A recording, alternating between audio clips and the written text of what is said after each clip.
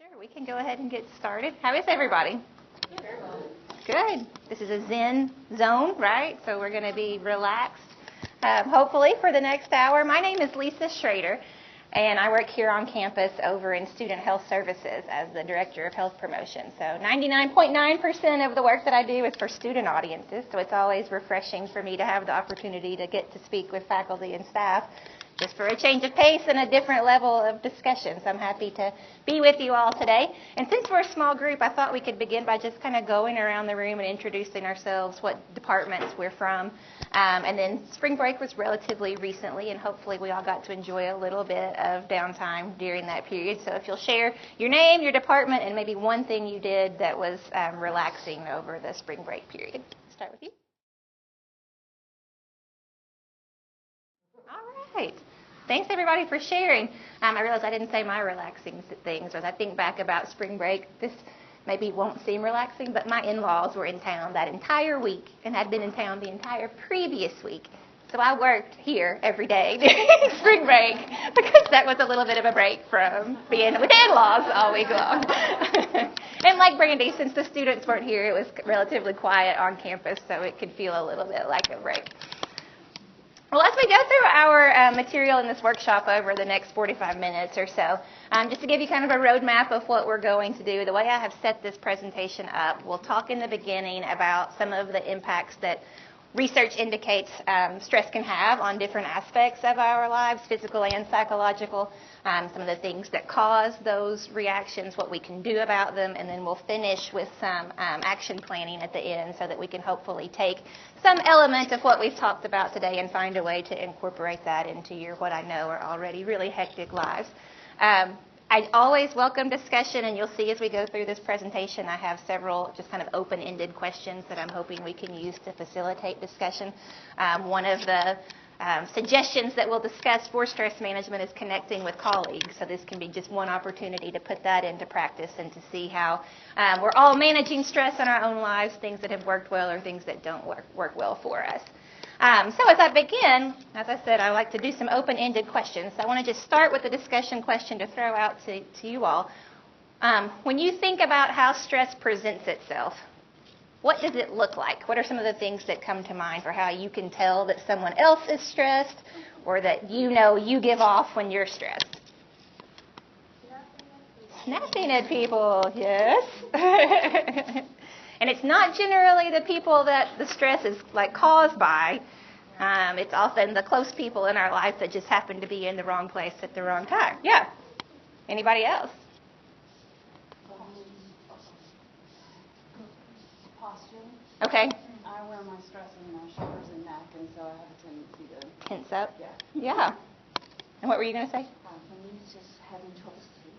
So it interferes with your sleeping. Yeah. You mentioned you've been waking up at 2 a.m. every night. Anybody else? Eating junk food, yes. We don't tend to crave healthy foods when we're feeling stressed, do we? It's definitely something that a lot of people can relate to. Any others? Drinking a little wine. We'll talk about that near the end.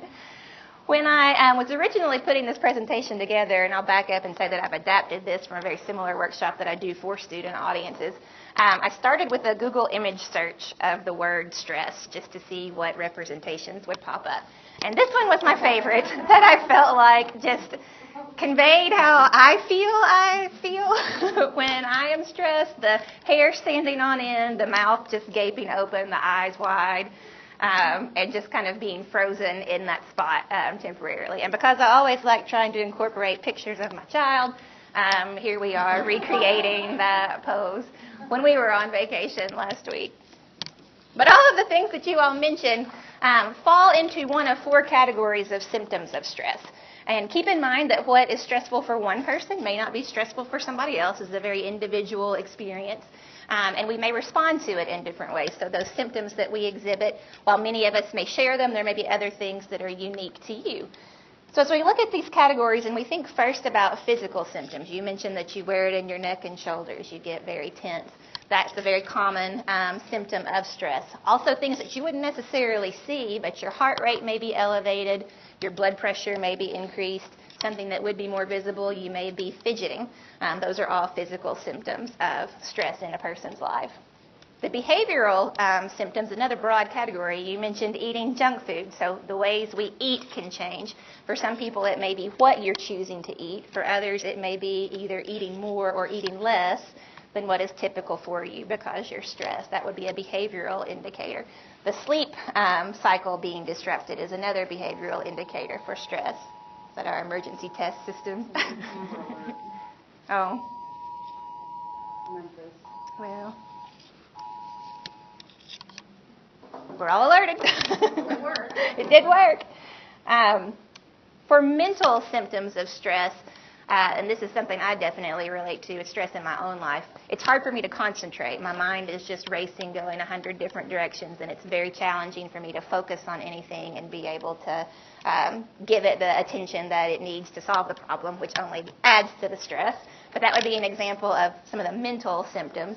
And then emotional, the snapping at people, whether it's anger or tears, all of those emotions that can be triggered for no real legitimate reason when you think about it in the context of that single episode, but is that indicator of just what has been building over a period of time, and that being the final straw that just made everything fall apart. So I think sometimes about, this is somewhat stereotypical presentation, but if you see a male and a female in a relationship and the female is crying and the male is like, "Why are you crying?" and she says, "I have no idea." Like, that can be an example. She may not have an idea as to why she's crying. It was just a lot that hit at one time. What causes you stress? As you think about your own life, what are some things that you have found to trigger some of those symptoms?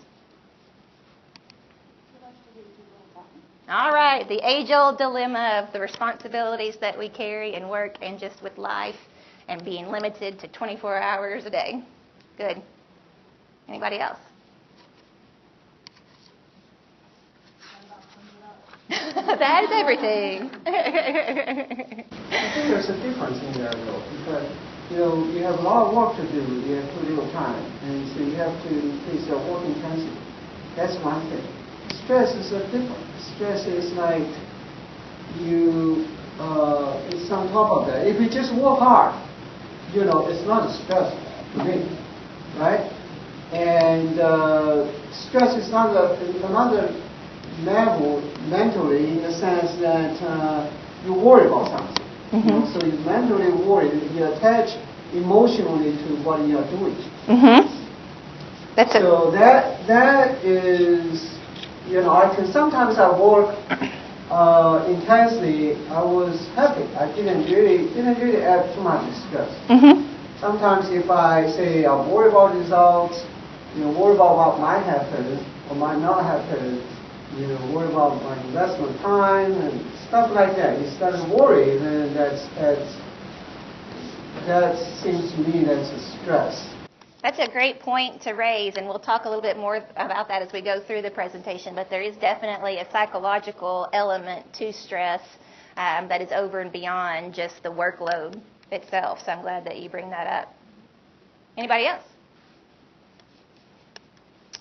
I created a list of things that I thought would probably be common stressors for faculty and staff, and I can back up and say that while I'm not faculty myself, I did teach as an adjunct for a few years prior to having my daughter, and I could find myself relating to many of these as I generated this list. But number one, difficult or needy students. And anybody that teaches or advises has these people in their lives. You can have a classroom of 100 students and 99 of them can take up 0.5% of your time, and then there's the one that just needs you more. That can be stressful. A high number of course preps. So I don't know necessarily how that translates to all of you individually, how many courses you may be teaching. But the more different classes you have, obviously the more work that you are having to put into those. large classroom head counts. Back when I was teaching, a couple of the semesters I taught a class that was fairly paper intensive in the sense that they had one big research paper they were working on throughout the year or throughout the semester. And because of the grading demands for a project like that, on paper, it was to be capped at 20 students. In reality, I had 32 in the semester, and that was a stress that I carried as I tried to devote the time I felt like the students deserved from a grading perspective on each of those papers, but recognizing it was more than 150% more than the student number I was expecting to have. Understanding and incorporating new technologies. This is a field that is hard to keep up with, even amongst people that do it all the time. My latest challenge with this has been our phone system. Since they've converted us over to this Skype for Business, I have yet to successfully transfer a phone call. I constantly hang up on the poor person that's called. So I've just learned to tell them, this is probably going to drop you. I'm really going to try, but here's the direct number to call if this doesn't work. Just when I think I've figured it out, I mess it up again. Time involved in student advising. This ties into that top one in many cases, that there will be a handful of students that require more attention than others, and that can eat up our time. The administrative demands that get placed on us. How many of you are also serving on some type of committee? Everybody. That can be, and you can seem at times just like one other thing that you've got to find time to do. Campus politics. We're in that limbo land in between TBR and the new boards that have just been appointed. What's that going to look like? We don't know. We're going to have to navigate that as we go, but that uncertainty can be stressful. Unclear expectations. That ties into the campus politics with the new board environment that we'll be working under, but anytime there's a change in leadership with your department, with your college, all of that can sometimes lead to unclear expectations as you're trying to navigate the new personnel. Lack of financial or personnel support. I don't know a single department that feels like they have all the money and all of the employees that they need to do their job the way that it could. So everybody feels some amount of that. And then continual work overload. I think, it's my opinion, that the vast majority of people who go into teaching do so because they're passionate about teaching others about the topic that they have selected as their area of expertise. And that passion is great, but that passion can also mean that we take on more than we really need to, and we can be burned out because of that. So it's definitely something that everybody needs to think about in their own lives with how they can make sure that their passion is not causing detriment to themselves personally. All right, next open-ended question. Is stress bad? What do you all think? Not all? I think feeling it is not necessarily bad, but I think choosing to act on it, like that list of things, there's that point where I think feeling it is sometimes good. It helps you motivate you to, it's like trying to, like what he was saying, kind of motivates you to do things, but I think there's that point where if you follow it and you let all these other things manifest from it, then there's a tipping point. Yeah. Okay. Anybody else? All bad. See no benefit in it. Okay. Low to moderate stress is really good for people. It keeps your heart rate going, it keeps your blood pumping. This is a healthcare provider. However, too much stress, you get into the upper moderate and into high level, and it's not. It actually does detrimental things to your body physically, not just emotionally and psychologically, but physically. So it can. I'm with her. I think stress is all bad. All bad. I think if you like doing some, if you cannot do something without stress, that's actually bad. Doesn't matter how small or big you want it to do. I think you should be doing something if you make you happy. I mean, that's the ideal situation. You can't, you shouldn't be stressed to do something. It doesn't matter how big or small it is. And so I think stress is bad. We just, I don't know. I think it just, everybody grows up all the time. People say, if I do this, otherwise something will happen. So you got to start worrying, start have this mental thing, let's say do something, right? So, but it shouldn't be the way it is. I don't know. Okay. I think it depends on how we react to it. Okay. I think sometimes it helps me get things done. A motivator? Yeah. But wouldn't it be better if you like feel, instead of stress, you feel happy and get things done? No question on that. Right. So I know we all used to get stressed to get things done to a certain level, but I don't think that's good. Okay. Good comments. Anybody else? Okay, well, as we move through the rest of this presentation, I want us to try to reframe stress as being neutral in and of itself. So there are definitely bad things that can come from it. There can be some positive things that can come from it, but in and of itself, it is a neutral experience of the body. And there's different definitions you can use. My favorite one for stress comes from Hans Selye, who was one of the original researchers to look into the role of stress on the body. And so his definition is it's the body's physical response to a perceived demand or threat. Is there anything in that definition that jumps out at you for one reason or another? Perceived. It doesn't have to be a real demand or threat. It can all be in our head, but it's still going to trigger a stress response. Yep. Anybody else find anything interesting or noteworthy in that definition? Does it have to be physical? Well, according to Selye, that's what stress in and of itself is, that it is a physical response. And we'll talk about this in a little more detail, there are physical hormones within the body that are released when the sympathetic nervous system gets triggered. But he is saying that response is because of a perception from a psychological phenomenon. So it could be it was a real demand or threat. And think back historically, fight or flight with our ancestors. You've got to go out and either gather your food or kill your food, and at the same time keep yourself safe from saber-toothed tigers or whatever it may be that would see you as prey. Having that very real threat that your life is on the line would cause a physical response to get you to get your food or run away from the threat. You fast forward now, most of our stressors tend to be psychological in nature. We don't have the same physical stressors that our ancestors used to, but we are still hardwired with a physical response because of our ancestry. So I think it's interesting that we have that combination of physical working with the psychological. And I tell students sometimes relative to this perception, maybe you remember it in and of yourself, maybe you've had children that have had this experience, but the concept of being fearful of the dark, monsters under the bed or in the closet or whatever it might be, can make it hard for children to fall asleep in their own bed at night. As adults, we know that that's not a real demand or threat. There is not literally a monster under your bed or in your closet. But to that child, that perception is enough that they have to get up and go find mom or dad or go crawl in bed with an older sibling. It's a physical response to that perceived demand or threat. A really good example is being in your car and someone either pulling out in front of you or someone stopping suddenly, and you have to react very quickly to that.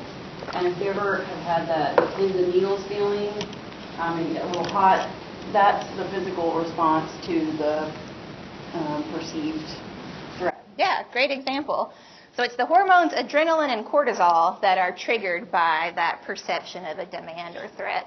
And they can cause lots of problems in the body when they are there for ongoing periods of time, which is how we can get linked into some of the negative health effects that you mentioned, that you've said stress is all bad. But it is your body's anthropological makeup, the way we were designed to deal with threats in our lives. But related to the negative things that can come from this, and I recognize this is small, but the summary of these bullet points is that depending on the indicator we're looking at, between 1/3 and 1/2 of the American population has said that stress is affecting them negatively in some way. So it's impacting their personal and professional lives negatively. It's interfering with their family time. 1/3 feel they are living with extreme stress. 1/3 are having difficulty managing their work and family responsibilities.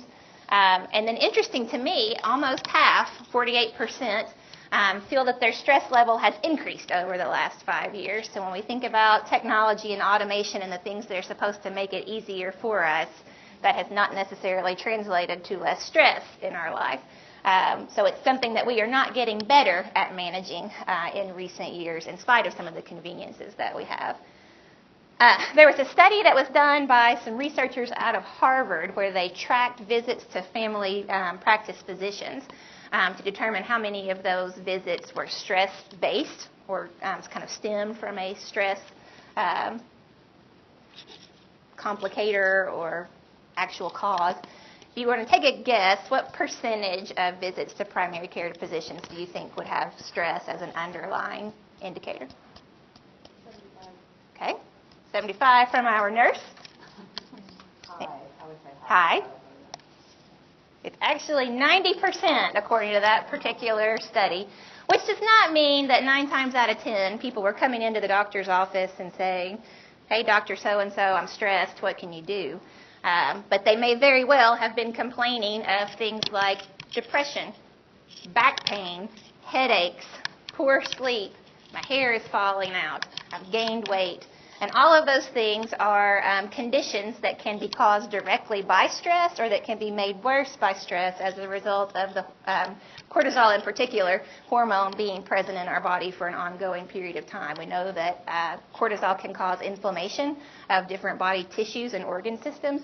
And so there's been very significant links to heart disease, cancers, and obesity as a result of those hormones being in the body for too long. As I look at this list, there are some things in my mind that are worse than others. But as I look at that list, anybody know the number 1 cause of death in our country? Cancer is number 2. Heart disease is number 1.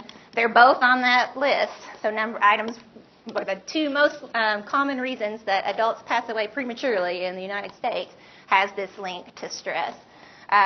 Diabetes can have a lot of complications that can be fatal as well. Depression is actually the number 1 cause of disability in the United States right now. So even though that may or may not be a life or death scenario, it's impacting a lot of people in major ways. And then I think about things like hair loss or ulcers, like sexual dysfunction, maybe not life or death, but they can sure interfere with your quality of life, and nobody wants hair loss or sexual dysfunction or ulcers if we can avoid it. So this list was really interesting to me to think about how much of an impact stress can have on us in a negative way, and yet we don't necessarily try more proactively to manage it. It's something that we often let happen to us instead of having a plan to attack it head on. I want to pause for just a second from the PowerPoint and pass out a worksheet that's actually a vulnerability assessment to stress. So this is assessing how many protective factors you have in your day-to-day life that could help your body ward off that stress response. So I'll give a second for that to go around. I think I've got enough copies. And you'll notice it's a 20-item scale, and you are to respond to each item with a value between 1 and 5, where 1 is almost always and 5 is never. So I think it runs a little bit backwards from how you would logically look at it.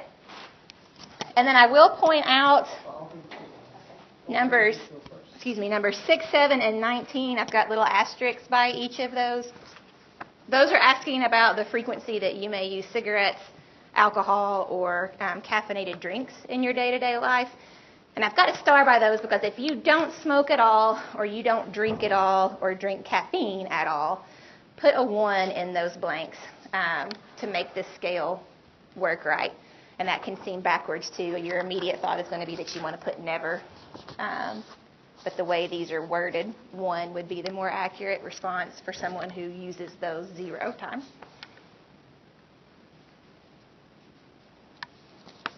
So I'll give you a minute to work through those, and then there's instructions at the bottom for how to score them. Say one more time, what you just said section, what did you say? Yes, 6, 7, and 19. So just looking at number 6, for instance, I smoke less than half a pack of cigarettes a day. If you don't smoke at all, your immediate reaction is going to be never. I never smoke. So you would want to put a 5, but you actually should put a 1 because almost always you are smoking less than half a pack because you're smoking 0.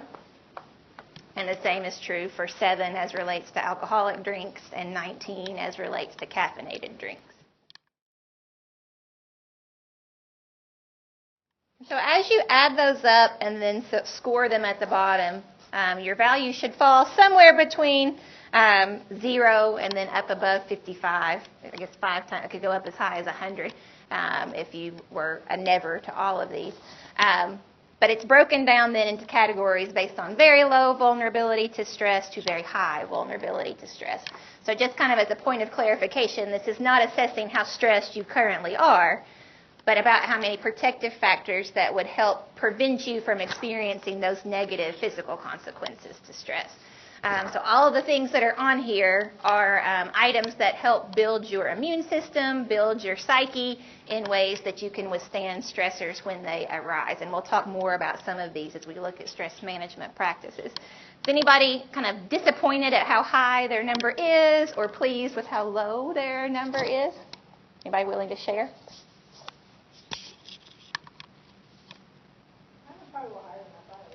Okay.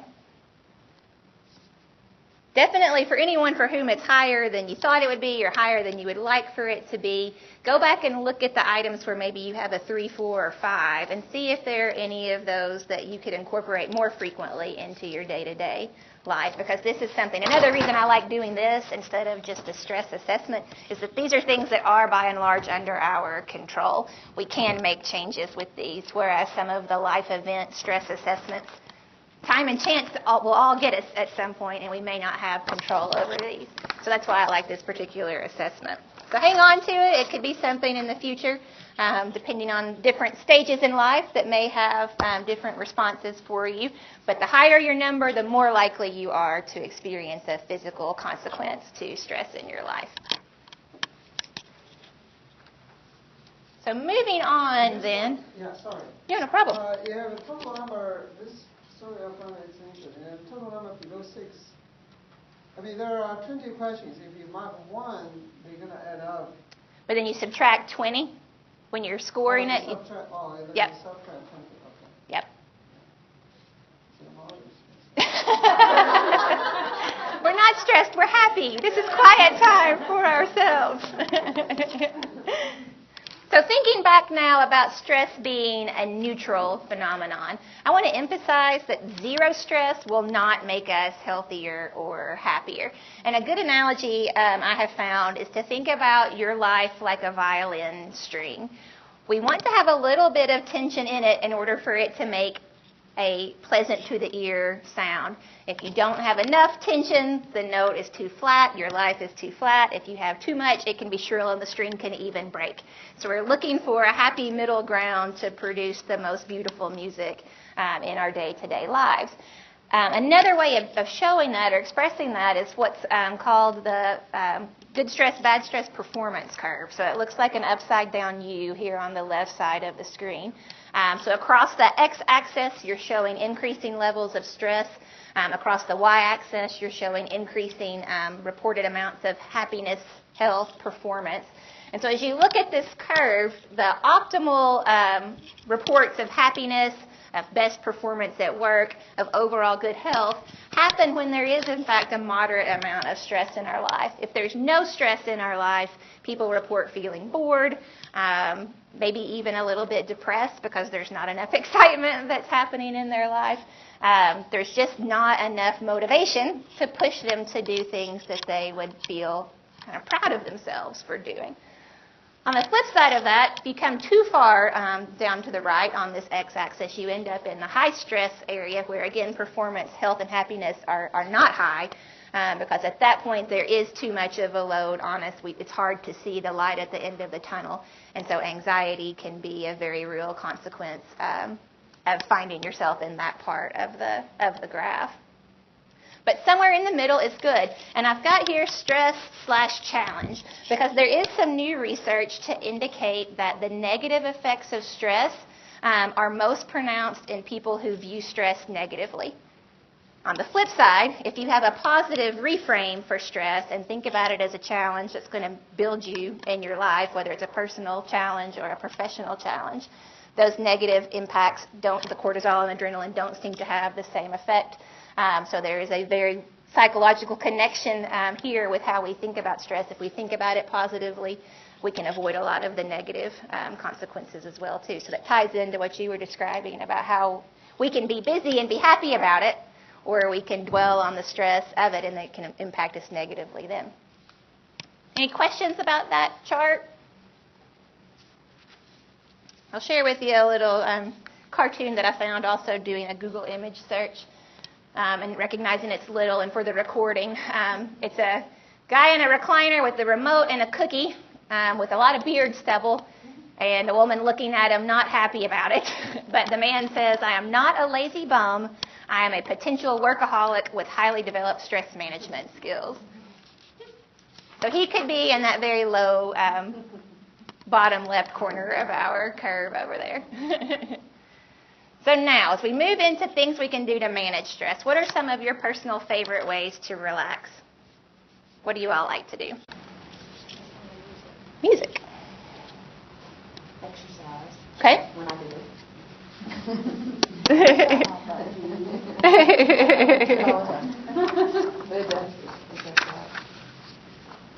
Anybody else? Just relax. Mm-hmm. Do nothing. Do nothing. Quiet time for yourself. Anybody else? Meditation. Okay. Any hobbyists? Sometimes there's knitters. Seen them knit while I do this workshop. I find that if I, like at work, if I feel like stressful to a certain level, I would browse website or browse news and stuff. Okay. So just, I guess, focus on something else. Yeah, it's kind of get lost in Yeah. a web search in that case. Yeah. Any others? I have to make a list. If it's too much going on in my head and I can get it on paper, then I can take a break from thinking about it because I know I'm not going to forget. Right, it's written down. And the reason that it stays in my head is because I'm afraid I'll forget. Yep. So once I get it on the paper, I can take a break. Yeah. Great. Any others? Shopping. Shopping. Oh. So that could be stressful for some and relaxing for others. Window shopping. There you go.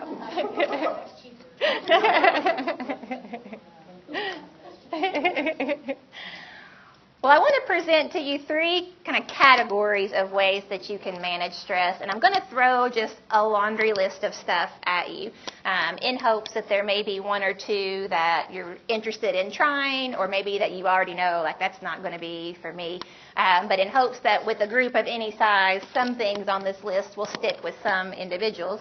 Keeping in mind, again, that we know there's no one single solution for everybody because we all process stress differently. We also can find ways to manage it that work better for some than others. So we got to keep the individual nature of all of us personally in mind. But option 1 would be to get rid of the stressor. If you are able to, if you can get it out of your life, you no longer have to worry about that, and that's the most effective thing you can do. Unfortunately, it's also the least common option that's available to us because in most cases we can't just get rid of the stressor. But it's been probably 3 years ago now, but I was walking from my office to a classroom to give a workshop. I don't remember what workshop it was. But I passed a student on the sidewalk, and she was on her phone and talking loudly enough, for everybody in the general vicinity to be able to hear her. But whoever she was talking to, she was just given the what for because she was saying, you are just toxic to my life and I cannot be around you anymore and we're just done. And so I thought to myself, I'm storing that away. She is doing something about her stressor. And it may be that there are people in our lives that are just bad, negative influence on us. And if there's a way then to be able to remove them from our lives, that gets rid of that stressor.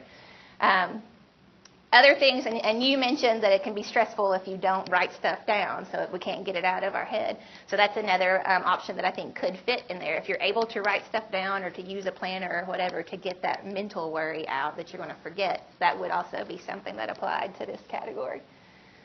Option 2 would be to manage the symptoms of stress when they arise. So this also came up in my Google image search, termed a stress reduction kit. The directions say, put this on a firm surface, follow the directions in the circle, repeat until unconscious, and then cease stress reduction activity. But less painful ways that would be more effective. I've listed a few here, and I'll mention these kind of in pairs. So starting with deep breathing and progressive relaxations. Anybody practice these currently? One or both? I do the progressive relaxation when I go to bed at night. Okay. So I start with and it sounds so stupid, but it really does work. But I start with my big toes. I lay flat on my back, everything's even, and I start with my toes, and I relax my toes, and I work my way up until I get to the head, and usually by about midsection, mid-torso, I'm asleep. You never make it to your head. So just to back up for a second, in case anybody's not familiar with progressive relaxation, that is systematically contracting and relaxing muscle groups in your body, either working from head to toe or working from toe to head. Does anybody do deep breathing? When you remember to. Okay, well, with both of these, either deep breathing or progressive relaxation, there's a kind of a double effect with these. One, there is a process of slowing down your central nervous system, so that sympathetic system that can be activated as a result of adrenaline and cortisol. These are strategies that will slow your nervous system response down to help take care of the physical side. But they are also causing you to focus on something other than what it is that's stressing you. So there's a psychological element too, as you are concentrating on which muscle group do I contract next, or what breath count am I on. And relative to breath count, what I would recommend if you want to try deep breathing is something called a 4-7-8 count. So you inhale to a count of 4, hold your breath for a count of 7, and exhale for a count of 8. And that ratio of inhaling, holding your breath, and exhaling has been proven to be very effective at calming that nervous system response. And people may think, well, I don't know if I can hold my breath that long, or I don't know that I can exhale for that long. You control the pace of that counting. So it's not necessarily 4 seconds, 7 seconds, 8 seconds. It can be 1, 2, 3, 4, 1, 2, 3, 4, 5, 6, 7, 1, 2, 3, 4, 5, 6, 7, 8 if it needs to be. But as you do it more and more, as your lung capacity adjusts to that, you will find that you will be able to do it more slowly as you progress with that exercise. So those are both two strategies that are simple to do and can be done anywhere. They don't require any equipment. I use it as an example for students with test anxiety. Like whatever it is in the moment, when that stressor hits, try one of these and see if that calms you down and helps you refocus. Meditation, visualization, also mindfulness, I'll throw that in there. This is another strategy that can be very effective when you're having those moments where you're feeling stressed and you need to manage the symptoms that come with it. Both of these, meditation and visualization, are asking you to focus your thoughts and your energies on a single thing. So with meditation, it could be a feeling, it could be a color, it could be a place. With visualization, you're kind of recreating whatever your happy space is in your mind. So if it's at the beach, you're thinking about what you're hearing or feeling and smelling at the beach. Maybe it's on a mountain in a hammock and you're thinking about the breeze.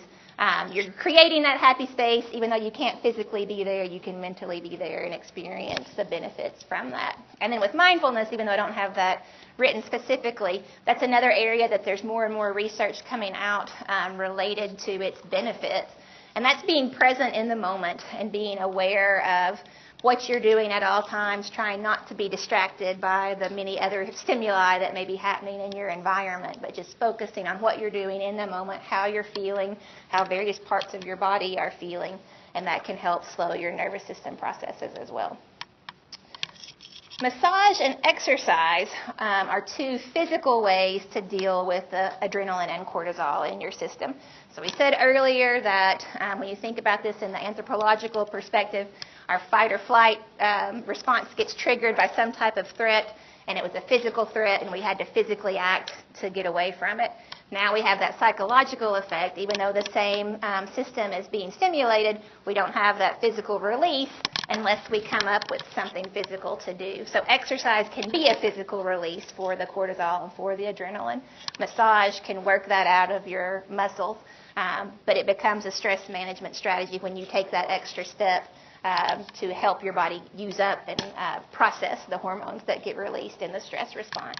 And it doesn't have to be a professional massage, although that may be ideal for people, but just finding friend, roommate, partner to rub your shoulders once in a while or rub your feet can also be effective at helping you calm your mind, calm your body in that moment.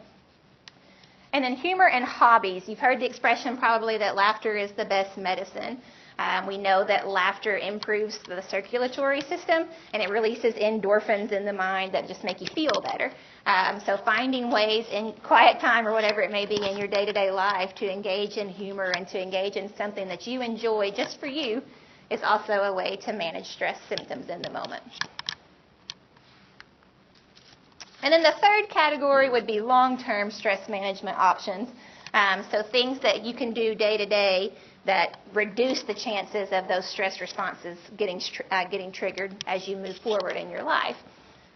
One I've already talked about, thinking positively or cognitive restructuring, framing stress as a challenge that's going to make you better is a documented way to be able to manage stress long term. I'm sorry. Oh, go ahead. No. I have a little spin on that. Sure. On the thinking positively, and that is I try to find a pearl in every negative situation and focus on that instead of what's really bad about just happening at that time. Yeah, that's great. Great idea. Finding the silver lining of in some way, or a pearl, as you said.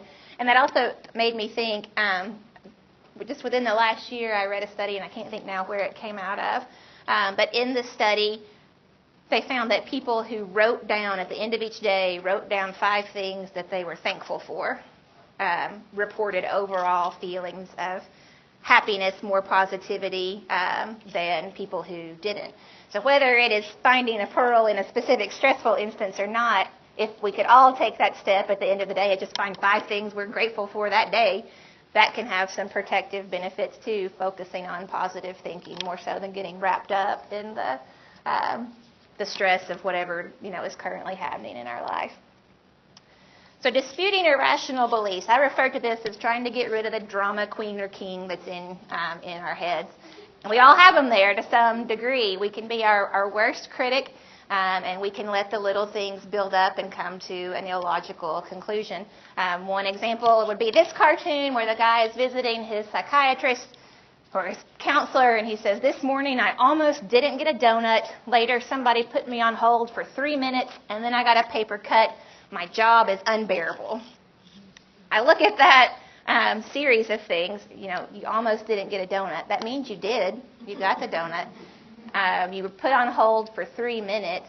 I wish the last time I got put on hold was just 3 minutes, as opposed to me having to put the phone down on speaker and walk away and come back to it.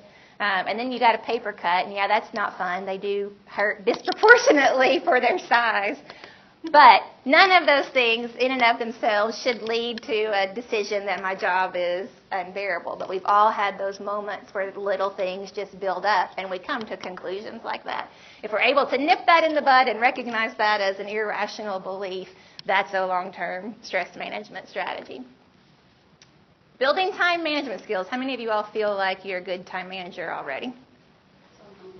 2 to 3 and a half. I think some people are naturally better at this than others, but a lot of stress is due to procrastination. And so whether it's something that's in your wheelhouse now, it is a skill that can be trained and built upon. So even if it's not currently something you're good at, there are ways to improve this, and that can go a long way towards managing your long-term stress. Practicing assertive communication. How many of you feel like you're a people pleaser, and if somebody asks you to do something, you're going to do it regardless of what negative impact it may have on you and other aspects of life? That's true for a lot of people too. We will go out of our way to try to do a favor for somebody, and even if it bowls us over in the process. And that's not necessarily a bad trait. That's altruism. That's good. But it can cause negative impacts in your own life. So practicing assertive communication where you kind of lay out some clear boundaries that can be understood by whoever you're talking to, that yes, I want to help you, I just can't do it right now, or I can't do it in this way, let's do it this way, can take the load off of you and still maintain a positive relationship. Connect with colleagues. So you could look at this negatively as the expression that misery loves company, but on a more positive way, just finding people that you enjoy spending time with outside of the workplace and having a social connection to, you will often find is a long-term stress management strategy. Humans are social creatures by nature, and so having those types of connections with people who can sympathize with the struggles that you have can be very helpful. Talking things out with someone, with a caveat here that I think there are some people who are naturally excellent listeners, and there are some people who are naturally excellent problem solvers. And depending on what you personally want at the time, you need to go to the right person to get that. If you are wanting a solution and you go to a friend who's a good listener and all you get is, I'm really sorry, that's tough, let me give you a hug. That didn't give you what you want, that didn't solve your stress, and you may be more aggravated that you took time to go talk to this person and you got nothing. On the flip side, if you are just wanting to vent and you go to someone and they say, well, here's what you need to do. Step 1, we're going to take care of this today, and that's not what you want either, that can also be frustrating. So think about what your ideal end result would be and go find the right person in your social network that can be that sounding board for you. Eat well and be physically active. That ties into the vulnerability assessment that we did earlier in the workshop, making sure that we're keeping our immune system and our body in its tip-top condition. Sleep. How many of you got the recommended 8 hours of sleep last night? Anybody? 1. Well done, sir. Sleep, this is universal in my experience with students and with employees. Sleep is one of the first things that we let slide when we get stressed. But I want to make the case to you that it's too important and it impacts us in so many other ways that we really need to rethink the priority that we place on sleep. It's what we need to restore our brain's creativity, to restore our focus. It allows your body to repair itself, and not necessarily from a trauma, just from the day-to-day experiences of going through life and cells being used up. Sleep is when our body is able to repair itself.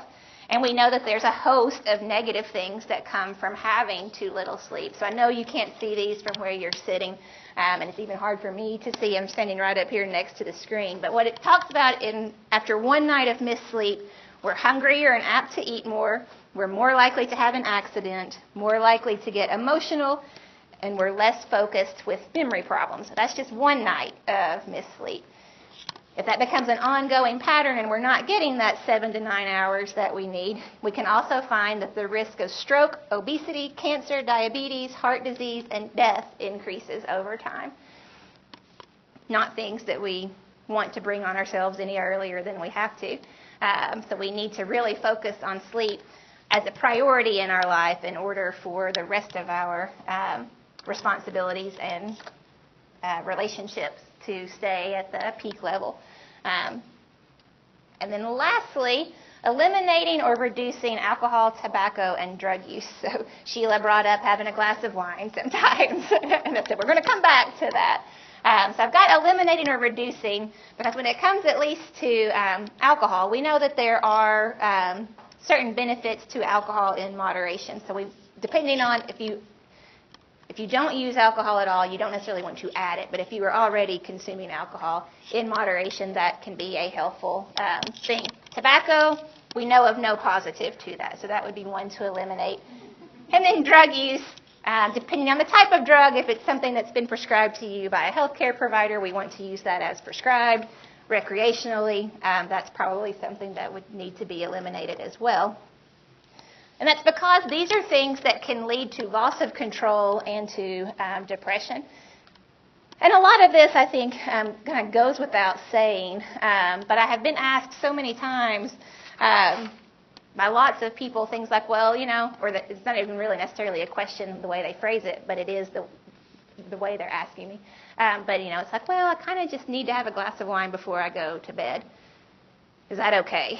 And so I'm like, well, what do you mean by you need it? Like, you can't go to bed unless you have it? Because if that's what you mean, that is an indication of dependence, and we may need to talk more about that. You enjoy a glass of wine before bed, but you can take it or leave it and still be able to go to sleep. That's a different thing.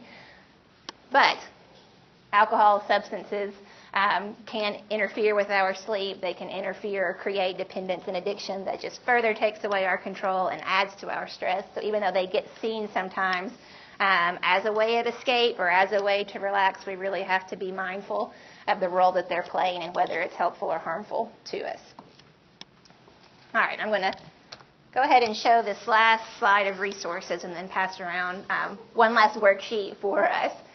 So think about resources that can help you in your own personal stress management journeys for all of the physical activity and exercise suggestions that we have. Think about Campus Rec. You've already got that membership as a part of your benefits package here.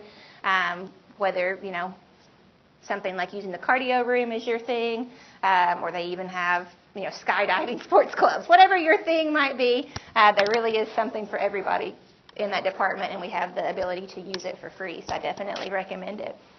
The Center for Counseling and Psychological Services, CAPS, located off-site over on Bell Street, but that is a resource that is available for employees as well as students. It's $10 to meet with a counselor, and sometimes it is helpful to have an unbiased professional to be able to just talk through things. The Center for Accelerated Language Acquisition offers yoga classes each month, and those tend to happen on the weekends, so it can be very flexible with a faculty schedule. And then I put the website innerhealthstudio.com. That website has free relaxation scripts, visualization scripts, meditation downloads. If those are things that you might like to try, it's a great resource that, like I said, is free. Questions about any of those?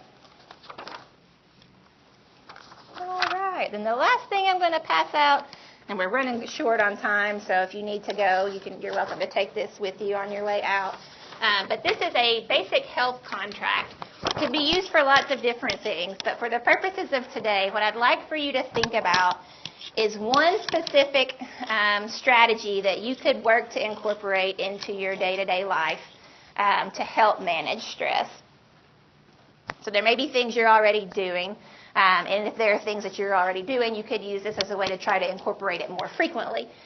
But I want you to think about one thing that you could do that you could add in, and then think about stuff that could get in the way of you being able to do that, because the best way to make sure that you stay on track is to have a plan B or a contingency in place when things don't go quite according to plan. So I'll give you a minute to work through that, and this is just for you. We don't have to share these, although you're certainly welcome to if you would like. But think through what your health goal would be, why that's a goal you would like to implement, what strategies could help you in the event you face obstacles, and who can be supportive in your efforts.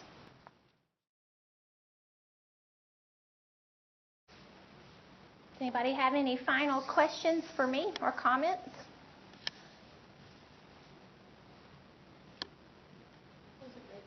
Thank you. Thank you. Thank you. Appreciate it. Well, I appreciate you all taking time out of your stressful lives to come meet with us for a little while. So good luck to you the rest of this semester. And if I can help you in any way in the future, just let me know.